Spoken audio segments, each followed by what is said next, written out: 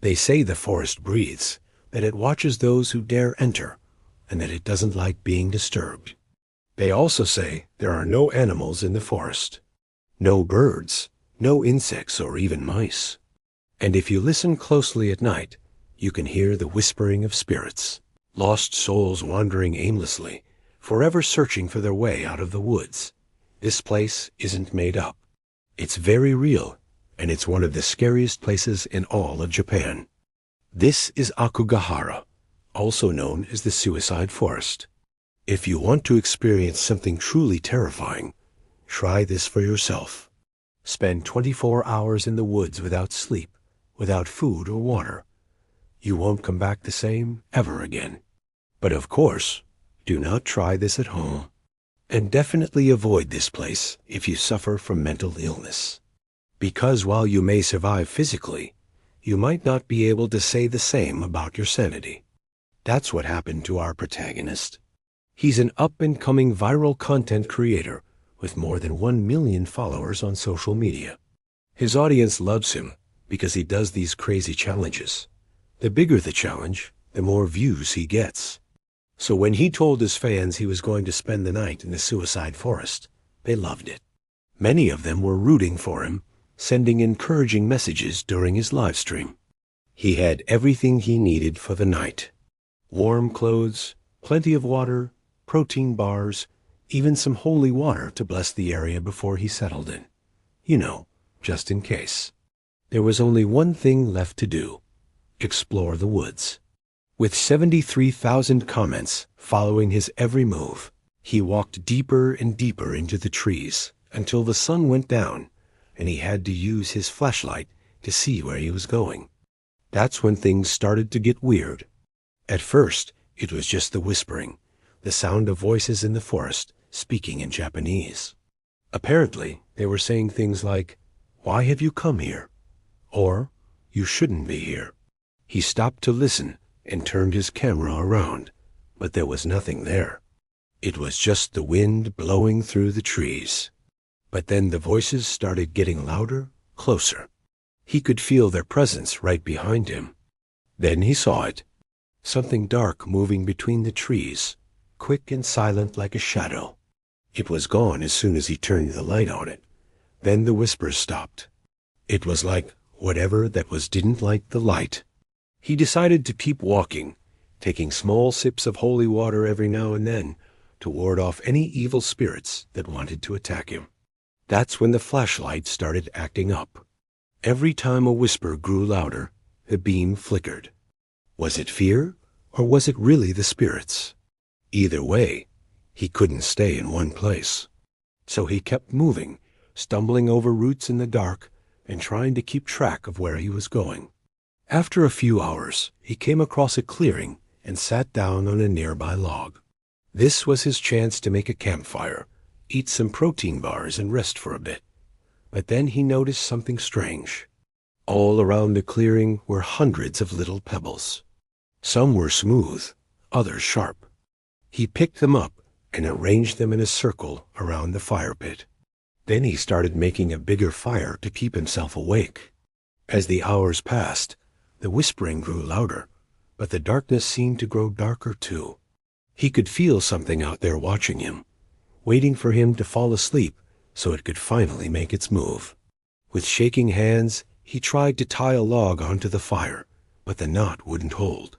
He felt something brush against his leg, and although there was nothing there when he turned the light on, he knew whatever it was, it didn't want him to start a fire. Just then, one of the stones from his circle rolled away. He looked over and saw another rock hurtling towards his face. He threw his hands up to protect himself, knocking the flashlight out of his hands.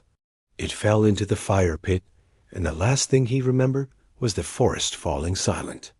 When he woke up, he found himself lying on the ground next to the still burning fire. The flashlight was gone, and so were the stones. Whatever it was, it had stopped attacking him. But how long had he been asleep? Had the forest let him rest for a few hours before it got back to work? He stood up and brushed himself off, then checked his phone. There were thousands of missed notifications, and the battery was dead. He hoped his viewers understood that this meant he wasn't coming back. But when he pulled out his extra battery pack to charge it, he noticed something else. His phone was showing a live feed of his surroundings. Even though the camera was on the ground next to him, he was nowhere to be seen in the footage. He wasn't sure what to do. Stay and wait for someone to find him, or go and hope he could find his way out of the forest before dark. The battery was almost fully charged. He used it to call the police and tell them his location. Then he waited, but nobody came. It was just the whispering and the darkness. He realized he was completely alone, just like those poor souls trapped in the forest forever. He started to panic. He had to get out, but which way? He decided to leave markers along the way. Twigs, stones, anything to help him remember the path. He took a deep breath, then started walking. But after a while, he noticed something terrible. All the markers, every single one, was leading him back to the same clearing where he had built his fire. All the paths led him back to the twisted tree in the center of the clearing. And outside the tree, the whispering would get louder, closer. He could feel their presence on his skin, cold and evil. They wanted him to touch the tree, to embrace the twisted wood, and become part of the forest forever. He was so scared, but he didn't want to scream. He didn't want to draw any unwanted attention. But then he heard something behind him. It was a sound he recognized, the sound of human footsteps crunching on dead leaves. He turned around and saw two people walking towards him. They were park rangers who had received the coordinates for his phone. They helped him stand up and led him out of the woods. When they arrived at the edge of the forest, the whispering stopped. Finally, he was safe. But then one of the park rangers did something unexpected.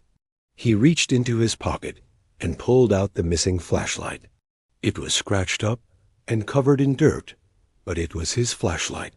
The park ranger handed it to him and said, "I found this near the tree in the middle of the clearing." He looked inside and gasped. The camera was on, but he was nowhere to be seen. The park rangers were gone, and he was alone again, this time in the parking lot. Nobody believed him when he told them what had happened. They thought he was making it up for attention. But that didn't matter anymore. He had survived the forest, but now he was afraid of what it might do next. Days went by, and he still hadn't heard from anyone. The police had found his car and his camera, but they hadn't found him. It was as if he had vanished into thin air. Now, whenever his fans open his camera, it automatically streams his empty bedroom. In the corner, there's always a faint whisper, like the forest itself is speaking directly to them. Did these echoes from the past send shivers down your spine? If so, give this video a thumbs up. It truly helps us unearth more disturbing truths. And to keep venturing into the darkest corners of history and the most haunted locales with us, don't forget to subscribe right now.